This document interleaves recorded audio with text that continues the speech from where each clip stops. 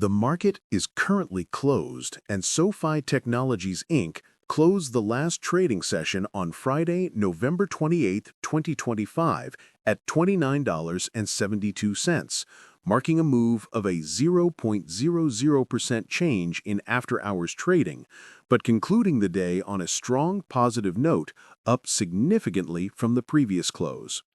Now, what's genuinely compelling is not just the recent surge toward the higher end of its 52-week range, but the structural shift underpinning it, which many investors have completely overlooked in the chatter about interest rates and student loans. SoFi is rapidly transitioning from a high-growth but capital-intensive lending entity to a scalable, high-margin technology platform.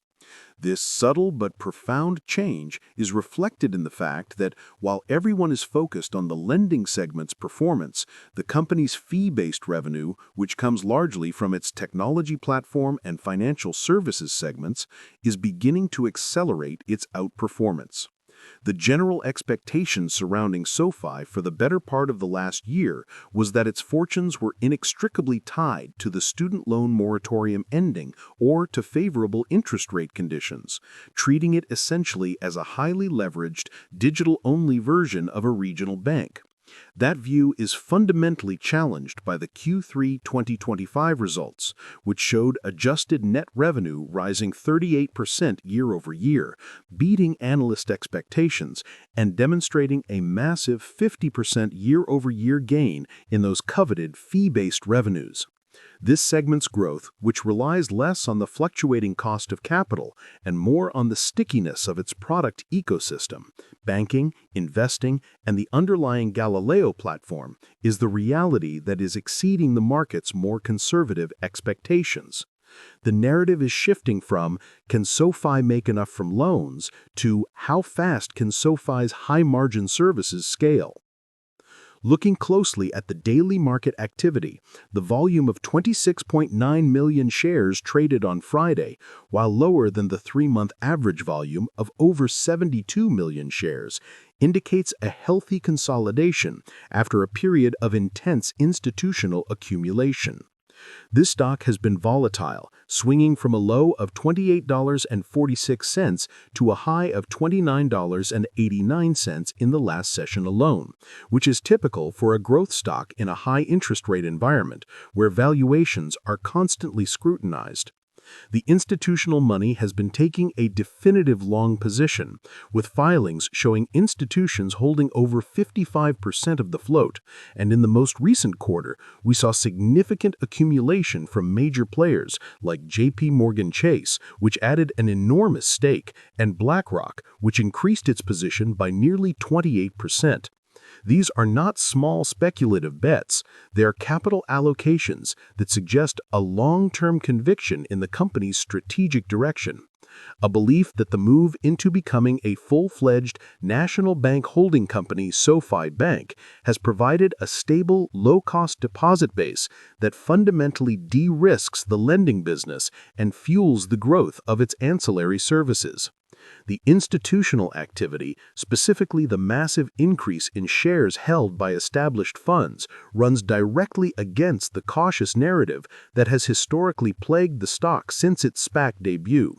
The expectation of continuous cash burn and reliance on high-cost wholesale funding has been steadily eroded by GAAP profitability and the deposit funding mechanism of the bank charter. The sheer size of the inflows signals that smart money is looking beyond the personal loan book and into the tech stack. Shifting the focus to the constant tension in the market, we must acknowledge the strong short seller interest that has been a persistent headwind for SoFi. The latest available short interest data, settling mid-November 2025, shows around 116 million shares held short, representing a significant 9.80% of the public float. While this is down from the peak seen earlier in the year, it represents a substantial bet against the company's sustained profitability. The short thesis, often discussed vigorously on forums like X and Reddit, largely hinges on two core arguments. First, the belief that the stock is still overvalued, trading at a forward price-to-earnings ratio that is well above the traditional finance industry average, suggesting that its growth premium is simply too rich to justify. And second, the concern over potential credit quality deterioration in its unsecured personal loan segment if macro conditions weaken.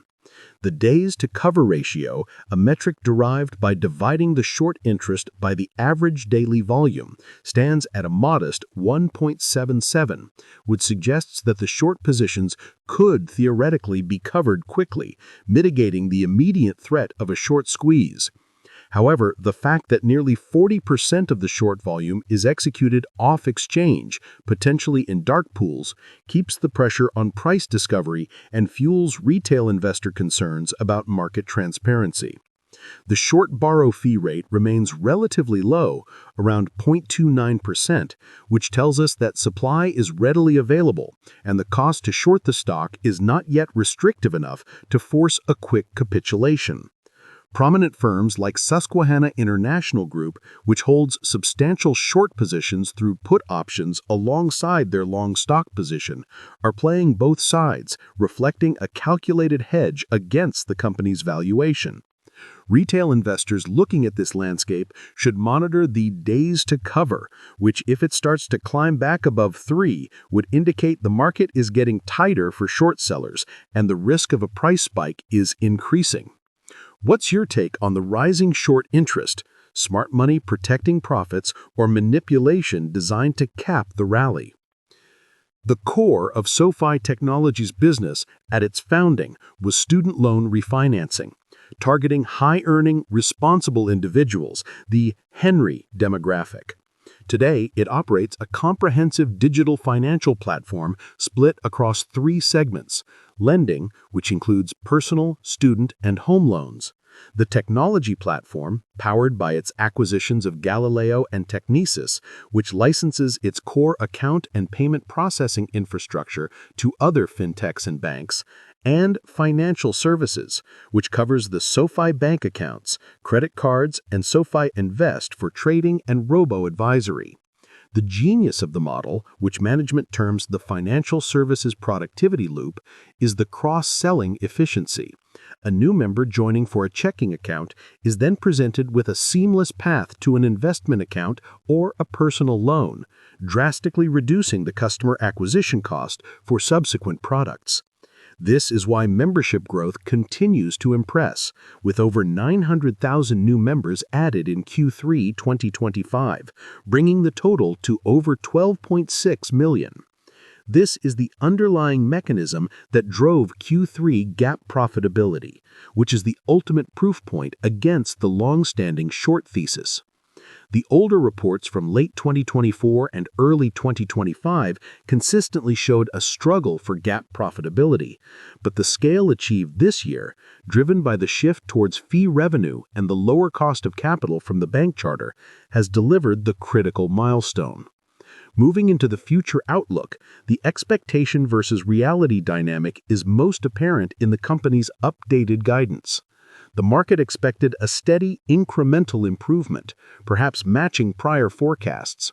The reality is that SoFi dramatically raised its full-year 2025 guidance across the board, anticipating not just higher revenue of $3.54 billion, but significantly higher adjusted EBITDA, and critically, a massive jump in projected tangible book value growth, now guided for $2.5 billion. This revised outlook, which is well ahead of consensus, provides a strong catalyst. The key variable now is the adoption and monetization of newer services, such as the recently launched in-app cryptocurrency trading feature, a strategic move made possible after securing the bank charter, and the new blockchain-powered international remittance offering, SoFi Pay. These offerings are designed to boost the financial services segment and increase engagement. The risk here, however, is execution. Scaling these products while maintaining compliance and a superior user experience is a challenge. Furthermore, the overall macroeconomic picture, particularly the prospect of an economic slowdown, remains a risk as it could impact loan demand and, more importantly, credit default rates, even among their higher quality member base. If credit performance slips, the market will re-rate the stock aggressively. The path forward for SoFi is clearly defined by its ability to execute on its technology-driven diversification. The stock price's continued strength, even with a relatively high valuation multiple, suggests the market is beginning to price in the success of the technology platform and the banking services, recognizing that the company is more than just a personal loan lender.